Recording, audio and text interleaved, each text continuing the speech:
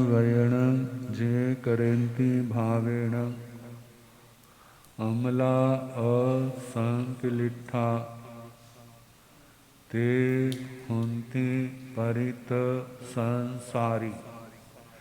बोलिए भगवान महावीर स्वामी पावन चरित गुरुदेव जी। बंधु मन वच काय भव सागर को तरण में करो हमारी सहाय। जिन शासन जिन वाणी सदा जयवंत हो। श्रवण संग सदा अविचल मंगल हो। मुक्ति को प्राप्त श्रमण भगवान महावीर स्वामी उनकी परम पावन कल्याणी भागवती वाणी वाचक प्रमुख श्री इंदर भूति गौतमादि गणधर भगवंत योग प्रधानाचार्य परम पूज्य श्री सुधर्मा स्वामी जी महाराज उनकी परम पावन पाठ परंपरा वर्तमान आचार्य ध्यान योगी परम पूज्य श्री शिव मुनि जी महाराज एवं गुरुजन सबकी पावन चरण सरोजों में मेरा अनंत अनंत बार वंदना नमस्कार। उपस्थित धर्म प्रेमी सज्जनों, माताओं तथा बहनों, 9 तत्वों में आश्रव का प्रसंग चल रहा है और 10वीं क्रिया मिथ्या दर्शन बत्थिया। मिथ्या दर्शन प्रत्यय के मिथ्या दर्शन झूठा विश्वास। आपको बताया विशुद्ध सम्यक्त्व क्या है। अरिहंत देव निर्ग्रंथ गुरु और केवली प्ररूपित धर्म, ये 3 चीज़ें। अरिहंत परमात्मा की वाणी वो ही सब कुछ है। कहते हैं एस निगंथे पावैने अट्ठे एस परमट्ठे से अनट्ठे जे निर्ग्रंथ प्रवचन।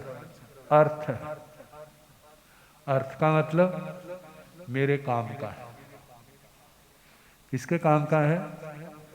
मेरे आत्मा के काम का। एस परमट्ठे कहते जो अर्थ ही नहीं परमार्थ है। इससे बढ़ करके संसार में और कोई चीज नहीं। किससे बढ़ करके?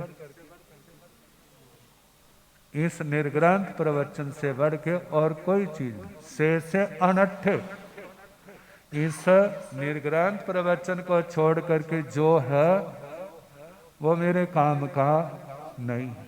वो मेरे काम का नहीं है। व्यवहार सम्यक्त्व के 67 बोल आते हैं। 67 कहेंगे किस किस को याद करेंगे? जैसे तुम्हें करना है तरना है तो कोई बड़ी बातें तो नहीं है। 67 बातें हैं। तो पहली 4 बातें हैं। आत्मार्थी जीव परमार्थ का परिचय करे। आत्मार्थी जीव जो है सम्यक दृष्टि जीव परमार्थ उसका परिचय प्राप्त करे। परमार्थ क्या है? एक होता परार्थ, दूसरे का प्रयोग काम करना। एक होता परमार्थ, परम अर्थ। परम का मतलब सर्वोत्कृष्ट, अर्थ का मतलब प्रयोजन। तो आत्मा का ऐसा कौन सा काम है जिसके बाद कुछ भी करना शेष नहीं रहता? दुनिया में तो ये होता है ना, जब कोई काम सामने दिखता कहते वह यही बड़ा है। बड़ा तो है लेकिन उसके आगे बड़ी श्रृंखला लगी है। देखो बच्चे का जन्म होता है ना, माँ बाप सोचते हैं अब दूसरी ड्यूटी आ गई। क्या? इसका पालन पोषण। पालन पोषण हो गया। पहले 6-7 साल का होता था, अब कितने साल का? 2.5 साल का। चलो भेज दो स्कूल। मामा भी बड़ी खुश होती हैं, मेरा सिर का क्या हो गया, बोझ उतर गया, थोड़ी देर में विश्राम से बैठ सकूंगा। जब 6-7 साल का हो जाता है, माँ बाप उसकी दूसरी ड्यूटी क्या? उसकी शिक्षा। अब काम समाप्त तो नहीं हुआ। अब जिस समय शिक्षा होगी पूरी, फिर तीसरी ड्यूटी आ गई। अब कौन सी ड्यूटी आ गई? इसको काम धंधे में सेट करो। मानो काम धंधे में सेट हो गया तो चौथी ड्यूटी फिर आ गई। चौथी ड्यूटी कौन सी आ गई? अब इसकी शादी करनी है। अब शादी का कितना बोझ होता है हमें पता है ना। जिनके बच्चे 25 क्रॉस करके 30 तक पहुंच जाते हैं, 30 क्रॉस कर जाते हैं और उनकी मंगनी नहीं होती। मानो कोई आता भी है ना, तो अपने ऐसे ही तैशी भाई होते हैं, वो उनसे पूछते हैं भाई जी कैसा है? कहते कैसा है मैं क्या कहूँ, भाई बरादरी की बात है, बड़ी दूर निकल जाती, मैं नहीं कुछ बोलता। आप जिस समय कहते ना मैं कुछ नहीं बोलता, कुछ छोड़ा उसने और जो आने वाला था कान खुजलाता हुआ चला जाता है। कहते जहां नहीं करना, क्योंकि जो ठीक नहीं है। और जिस समय 30 क्रॉस कर जाते हैं तो माँ बाप के ऊपर कितना सिर पर बोझ पड़ता है। कितने तो रोते भी हैं, मारे पता नहीं क्या है। और मानो शादी हो गई तो फिर उनकी ख्वाहिश क्या, कोई हमें बाबा कहने वाला आ जाए, बड़ा पापा कहने वाला आ जाए, कोई दादू कहने वाला आ जाए, दादी कहने वाली आ जाए। अभी छुट्टी तो नहीं हुई। अच्छा मानो आ गया, आने के बाद अगला काम कौन? जो पहले बच्चों का था अब उनका आ गया। अब बहू कहती माँ जी आप बच्चे को संभालो तो रसोई में संभाल लूं। अब दादी किस वास्ते होगी? बच्चों को खिलाने के लिए। और बापूजी, अब बापूजी कहते पापा आप दुकान संभाल लो तो मैं बाहर मार्केट कर आऊं। जानी तो आप तो बाहर जा नहीं सकते। अब माँ बाप तो सोचते बहू आ जाएगी, बेटा काम पर सेट हो जाएगा, फिर तो मैं स्थानक में ही जाऊंगा, फिर मैं कथा सुना करूंगा, फिर मैं 5-5 समायकें किया करूंगा।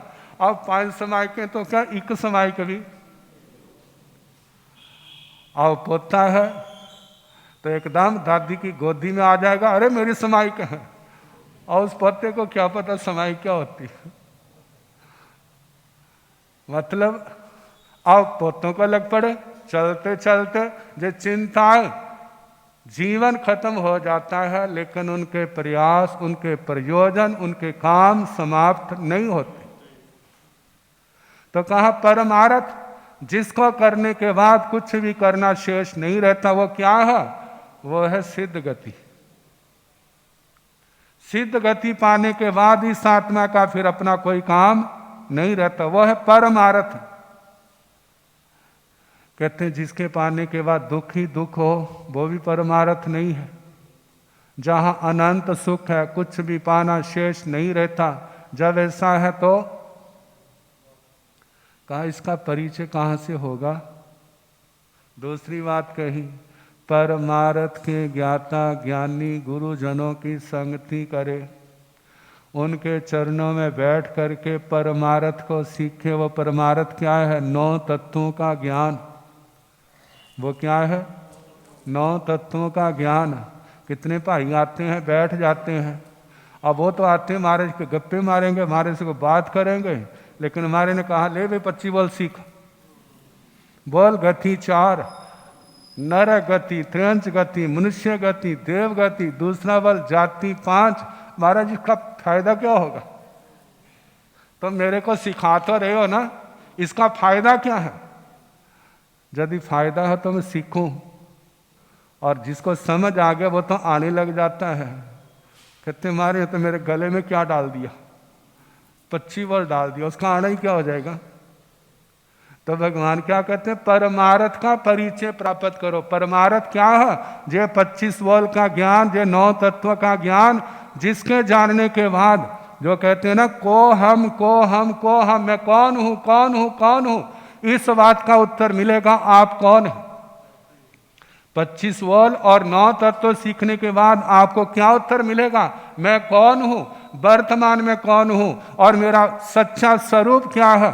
कह देते हैं तू सिद्ध परमात्मा है, कहते हूंगा सिद्ध परमात्मा, लेकिन वर्तमान में क्या हूं?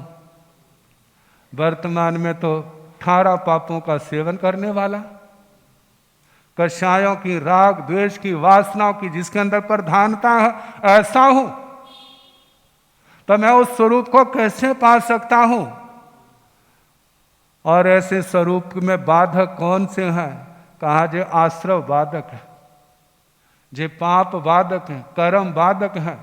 इनको रोकने का तरीका कौन सा है? वो है संबर। वो क्या है? संबर।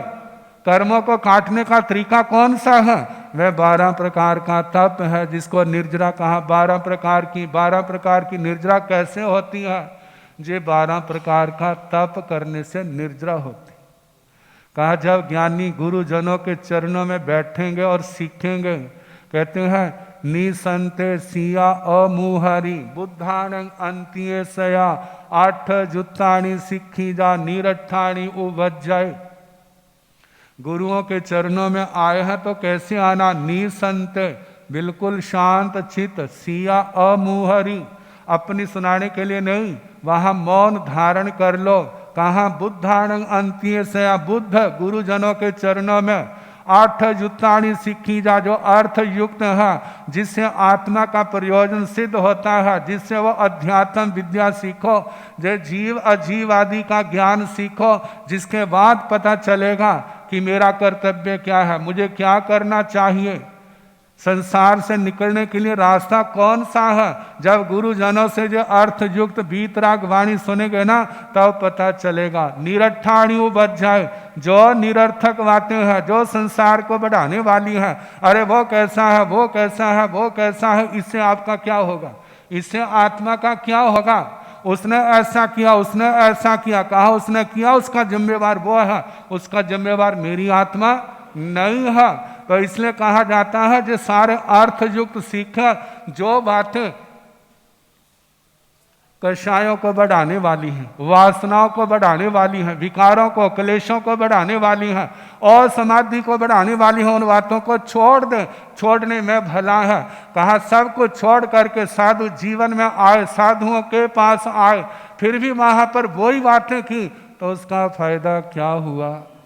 तो कहा परमार्थ के ज्ञाता ज्ञानी गुरुजन आचार्य हैं, उपाध्याय हैं, स्थविर हैं, साध्वियां हैं, प्रवर्तनी है, जो भी हैं, उनके चरणों में आकर के क्या सीखे? शास्त्र की वाणी सुने। कहते हो ना, आप गुरुओं के पास आए, कहते हैं मंगल पाठ सुनाओ। मंगल पाठ का मतलब क्या? वैसे वास्तव में आज तक तो मंगल पाठ का मतलब चत्तारी मंगलम, मंगल पाठ का मतलब चत्तारी मंगलम। लेकिन मंगल पाठ क्या है? मंगल पाठ है भगवान की वाणी। मंगल पाठ क्या है? भगवान की वाणी। जो धर्म कथा है मंगल पाठ, इस धर्म कथा को सुनना। कहा महाराज मेरे को मंगल पाठ भगवान का वो पाठ सुनाओ जिसके सुनने से मेरे अंदर के क्या हो जाए? अंदर लाइट आए, अंदर प्रकाश आए, अंधेरा दूर हो। कौन सा अंधेरा? अंधेरा अज्ञानता का, मिथ्यात का, संसार का, जो अंदर मेरे अंदर बैठा वो सारा निकल जाए। लेकिन आजकल तो वो अर्थ नहीं लिया जाता। आजकल तो जे अर्थ लिया जाता, हमारे मंगल पाठ सुनाओ, मेरी मुसीबतों का क्या हो जाए? समाधान हो जाए। कहते हैं मुसीबतों का समाधान तो उसी को सुनने के बाद होगा। किसको? जो 8 जुत्ताणी सीखी जा, जे जीव अजीव पुण्य पाप, जो 9 तत्व है, 25 बोल का ज्ञान है, भगवान की वाणी है, इसका श्रवण करने से, इसका आचरण करने से हमारे क्या होंगे? कलेश दूर होंगे और कोई रास्ता नहीं है। तो गुरुओं के पास आए, निरर्थक बातों को छोड़ने और जो सार्थक बातें उनको सुने। 2 बातें कही। तीसरी बात, जिन्होंने सम्यक्तों का त्याग कर दिया है, जो कभी सम्यक दृष्टि थे, इस वीतराग वाणी पर आस्था रखते थे, किसी भी कारण से, कोई भी ABC कारण क्यों ना हो, जिन्होंने इस धर्म की श्रद्धा को छोड़ दिया है, ऐसे लोगों से के संग से बचे, ऐसे लोगों के संग से बचे। नहीं तो ऐसे लोगों के आर्गुमेंट जो होते ना, व्यक्ति को विचलित करने वाले होते हैं। और ऐसे सच्चे झूठे का तो कोई विवेक नहीं होता। यही कहता है अपने आप को सच्चा से, अरे मैंने ऐसे नहीं छोड़ा, कुछ नहीं है जहाँ पर, मैंने साक्षात देखा है, सब दिखावा है। जब ऐसे सुनता है ना, तो बड़ों बड़ों के दिमाग क्या हो जाते हैं? चकराने लग जाते हैं। कहा संसारी प्रयोजन ने काम किया और चलो वहां से, ज्यादा हिलना घुलना मिलना नहीं, वो क्या होगा? घातक होगा। कहते हैं यदि तुम सच्चे हो तो तुम्हें किस बात का खतरा है? कहते सच्चे तो हैं, लेकिन हम सच को प्रकट नहीं कर सकते, क्योंकि उन लोगों के अंदर सच को प्रकट करने की क्षमता नहीं होती और उनकी बातों में उलझ जाते हैं, फंस जाते हैं और भटक जाते हैं। तो कहा ऐसे लोगों की संगति से बचना। तीसरी बात, जो मिथ्या दृष्टि है, कहा उनसे परिचय बढ़ाओगे ना तो एक दिन तुम भी मिथ्या दृष्टि बन जाओगे। उससे परिचय बढ़ाओ जिसके साथ परिचय रखने से आपकी श्रद्धा शुद्ध हो, आपका ज्ञान शुद्ध हो, आपका चारित्र शुद्ध हो, आपका तप शुद्ध हो, आपकी धर्म के प्रति उत्साह बढ़े। ऐसे लोगों का संग करने का लाभ है। और जिनके संग करने से हमारे जो धर्म के गुणों का ह्रास हो, ऐसे लोगों का संग घातक है। दुनिया में रहते हैं, करना पड़ता है, लेकिन कहा उतना जितना जरूरत है। हितैषी सबके रहो, किसी का बुरा सोचना नहीं, किसी का बुरा बोलना नहीं, चाहे वह सम्यक दृष्टि है, चाहे वह मिथ्या दृष्टि है, कैसा भी, क्योंकि प्रत्येक आत्मा अपना क्या है? मालिक है। लेकिन हमारे मालिक कौन है? किसको मालिक बनाना? वैसे कहते हैं आत्मा का मालिक आत्मा है, लेकिन हमने अपना मालिक अरिहंत परमात्मा को बनाना है। अपना मालिक जो अरिहंत भगवान के मार्ग पर चलने वाले गुरु हैं, उनको बनाना है कि जो कहेंगे धर्म का रास्ता दिखाएंगे, उस रास्ते पर जथा संभव जितनी शक्ति है ज्यादा से ज्यादा हम उसका आचरण करें। तो ये 4 बातें सम्यक दृष्टि के लिए कही। तो बताया जे निर्ग्रंथ प्रवचन, इसको हमने अपना जीवन का आधार बनाना है। लेकिन दुनिया के अंदर कहते हैं एक अरिहंतवाद है, एक देववाद है। देवता, देवताओं का दुनिया के अंदर अस्तित्व, कोई भी उसको न्यून नहीं कर सकता। देवता कैसे हैं? इसको हम ऐसे समझा सकते हैं, जैसे जहां पर बड़े बड़े संपन्न लोग होते हैं ना, संपन्न लोग, किसी प्रकार की कमी नहीं, धन की कमी नहीं, जमीन की कमी नहीं, घर की कमी नहीं, व्यापार की कमी नहीं, सब कुछ। ऐसे देवताओं के पास भी वृद्धि की दृष्टि से वो मनुष्यों से ज्यादा बड़े हैं। सारे ऐसे बड़े हैं ऐसा नहीं है, कई ऐसे भी होते हैं मनुष्यों से भी गए बीते होते हैं, लेकिन लोगों को पता नहीं है। जब शास्त्र पढ़ेंगे तो पता चलेगा। कहते हैं जैसे 18 पाप जहां पर है ऐसे वहां पर भी, जैसे 18 पाप जहां पर है ऐसे 18 पाप वहां पर भी हैं। आपके देश की रक्षा करने के लिए कितने प्रकार की सेना है? 3 ही तो सेना है ना, जल सेना, थल सेना, वायु सेना, और देवलोकों में कितने प्रकार की सेना है? 7 प्रकार की। कहते जो सारे देवता भले तो सेना की जरूरत क्या है? सेना की जरूरत वहीं पड़ती है। इसका मतलब वहां पर सारे अच्छे नहीं हैं, सारे बुरे हैं ऐसा भी नहीं है, अच्छे भी बहुत हैं लेकिन दूसरे भी बहुत हैं। अब व्यक्ति सोचता है जब कभी मेरे पर मुसीबत आ जाए तो कोई ना कोई सहयोगी होना चाहिए। सहयोगी होता है तो जीवन अच्छा निकल जाता है। सहयोगी संपन्न हो तो जब भी दुख तकलीफ होती है तो उसके सहयोग ले लेता है, बाद में वापिस कर देता है। और ऐसे जब कोई मनुष्यों से काम नहीं होता तो वहां पर देवताओं का भी सहयोग लेना पड़ता है और दुनिया के लोग लेते हैं। ऐसा शास्त्रों के अंदर भी वर्णन आता है। मेघ कुमार के जन्म पर जब माँ को दोला आया था तो दोला किसने पूर्ण कराया था? अभय कुमार ने। तो क्या उसने बरसात की थी? उसने तो नहीं की थी। उसका पूर्व जन्म का साथी देवता था और उसके लिए क्या किया था उसने? तेला किया था। वासुदेव श्री कृष्ण जी महाराज का, उनका भी तो क्या आता है? वर्णन आता है। दुख विपाक के अंदर ऐसी ऐसी कथाएं भी आती हैं जिनके संतान नहीं होती थी। देव दोष के कारण से उन्होंने देवताओं की मनोतियां मनाई और उनकी क्या हो गए? मनोरथ पूर्ण हो गए। लेकिन भगवान ने क्या कहा? कहते जो सब होता है, कहते संतान, चाहे धन हो चाहे संतान हो, वहां पर 3 कारण। संतान के लिए कहा है एक शरीर का दोष होता है, एक शरीर का दोष जिसके कारण से संतान नहीं होती। दूसरा दोष होता है देव दोष। देव दोष रुकावट डाल देता है, वहां संतान नहीं होती। तीसरा दोष है भाग्य का दोष। भाग्य का दोष, उसके भाग्य में संतान नहीं है।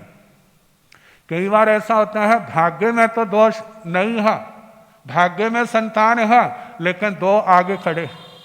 2 कौन खड़े हैं? एक देव दोष खड़ा है और दूसरा शरीर दोष खड़ा है। अब देव दोष को कौन दूर करेगा? जो उससे ठाडा आएगा, उससे बड़ा होगा वही तो हटाएगा ना, दूसरा तो नहीं हटा सकता। मानो वह दोष है हट गया है तो उनकी क्या होगा? भाग्य में संतानें हो जाएगी। अच्छा, मानो शारीरिक दोष है, शारीरिक दोष को आप किसी डॉक्टर के पास जाओगे, उसको दिखाओगे, उपचार करोगे, शरीर का दोष ठीक हो गया है और आपके भाग्य में संतान है तो क्या होगा? हो जाएगी। और मानो ना तो देव दोष है ना शरीर का दोष है, लेकिन भाग्य का दोष है, वहां पर क्या करोगे? वहां तो कहीं से आने वाला नहीं है। तो कहा जाता है इन दोषों से बचने के लिए व्यक्ति ने जहां पर बड़े लोगों का सहारा लेते हैं, ऐसे देवी देवताओं का भी सहारा लिया। लेकिन भगवान का मार्ग तो अलग है। कहते हैं आपने संसार को तरना है या संसार में रहना है? आपने संसार को तरना है या रहना है? संसार बसाना है अपना या अपना संसार छोड़ना है? कहते छोड़ना है। कहते छोड़ना है तो फिर इन चीजों के लिए क्या करना? कहते हैं और पाना तो क्या, जो पास में है उनको भी आपको छोड़ना है। तो फिर आपको उनकी उपासना की कोई जरूरत नहीं है। और संसार को तरना है तो उसके लिए किसकी जरूरत है? जो आपने अज्ञानता में, मिथ्यात्व में, प्रमाद में जो कर्म बांधे हैं उनको तोड़ना है। उन कर्मों को तोड़ना है तो कैसे टूटेंगे वो? उन कर्मों को कोई देवी मनुष्य नहीं तोड़ सकता, दूसरा मनुष्य नहीं तोड़ सकता, उनको कोई देवी देवता उनको उन कर्मों को नहीं तोड़ सकता। वो कर्म जो है आपके बल पराक्रम से टूटेंगे। और आपका बल पराक्रम भी तब तोड़ेगा यदि वो संयम और तप की आराधना में होगा, वो 18 पापों को छोड़ने में होगा।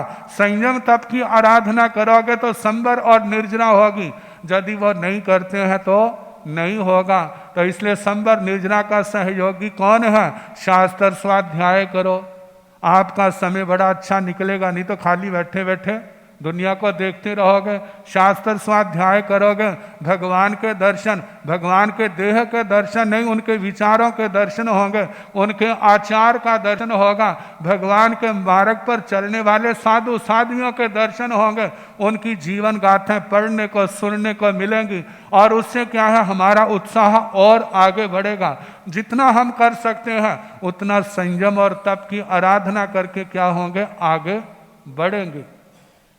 तो कहा जाता है सारी आत्माएं तो एक समान होती नहीं, सारे एक समान नहीं होते।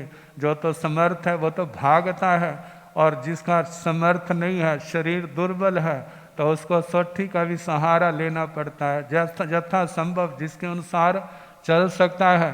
तो ऐसे ही संसार के अंदर जब देखा आने वाली मुसीबतों का सहारा, मुसीबतों से बचाव जो है मनुष्य परिवार से नहीं होता, मनुष्यों से नहीं होता, तब फिर वो देवी देवताओं की ओर देखता है। लेकिन भगवान कहते हैं अंदर संतोष होना चाहिए, अंदर क्या हो, संतोष हो। कहा कोशिश करो स्वयं मुकाबला करने का, नहीं है तो वो आप आलंबन लेते हैं तो वो कुछ समय का है, उसके अधीन नहीं होना, उसके ऊपर ही सदा निर्भर नहीं रहना। ऐसा बल पराक्रम का प्रयोग करो, तुम्हें इन सब आलंबनों को छोड़ करके निरालंबन होकर के साधना करो, ताकि आपके कर्म कट जाए। दूसरे के आलंबन में रहेंगे ना तो पता नहीं किस समय आपको छोड़ के चला जाएगा। जब वह छोड़ करके चला जाएगा तो फिर आपकी क्या दशा होगी, फिर वहीं का वहीं संसार में पहुंच जाएंगे। कहा कि किसी के आलंबन में है तो उस समय ऐसी साधना करो, बल पराक्रम का सेवन करो कि आपके अंदर इतनी ताकत आ जाए, आपको अपने लिए आलंबन की जरूरत ना पड़े और आप दूसरे का आलंबन बन सको। ऐसी क्षमता पैदा करनी चाहिए। पुराने संत कहा करते थे, पर बलिया सदा अधूरा। सुना है कभी, पर बलिया सदा अधूरा।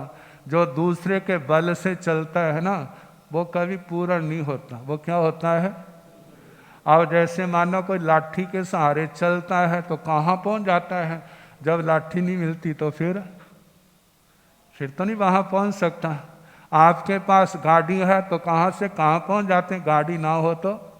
पुराने जमाने में लोगों का दिमाग ज़्यादा चलते थे, क्योंकि जितना भी गणित कहाँ से करते थे, उंगलियों पर, और दिमाग से कितना कुछ याद होता था।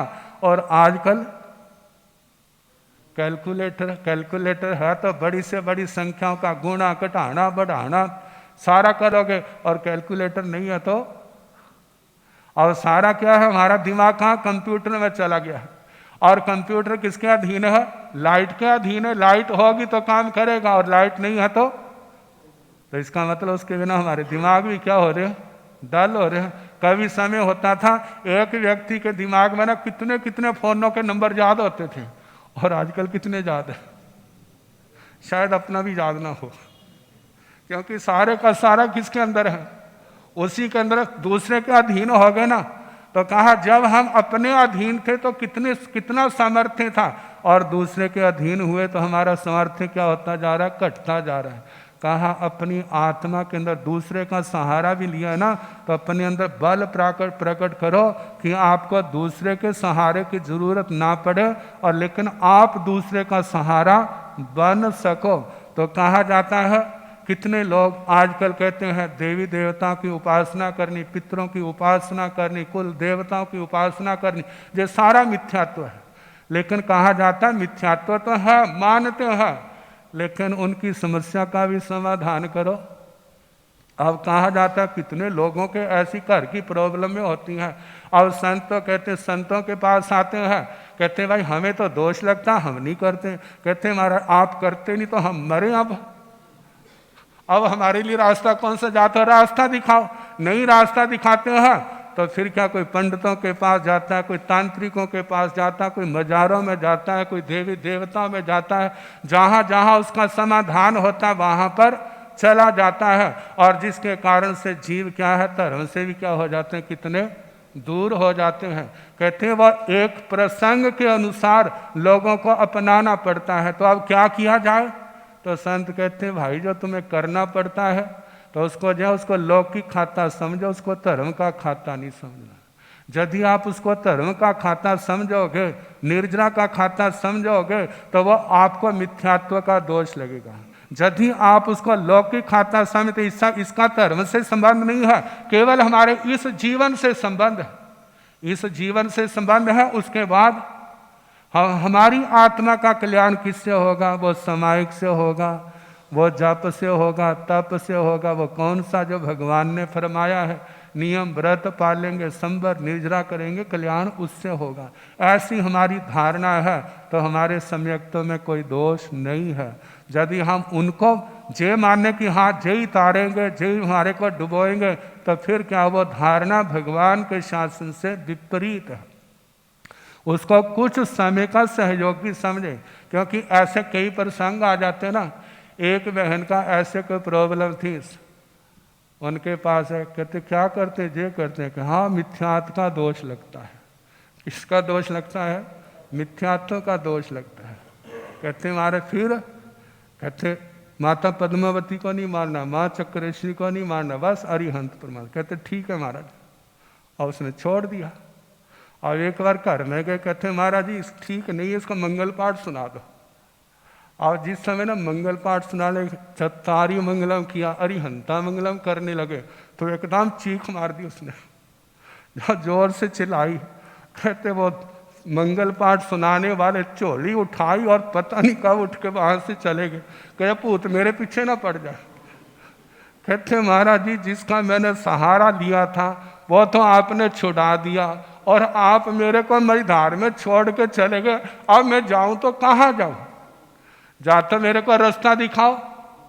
आपने जो रास्ता दिखाया हम मानते हैं, पहले भी मानते थे, अब भी मानते हैं, लेकिन जिनके आलंबन से हमारी तकलीफ रुकी हुई थी, उनका आलंबन तो आपने छुड़ा दिया। अब हम कहाँ जाएं? कहते हो वो तो मुड़ के भी नहीं देखा उन्होंने।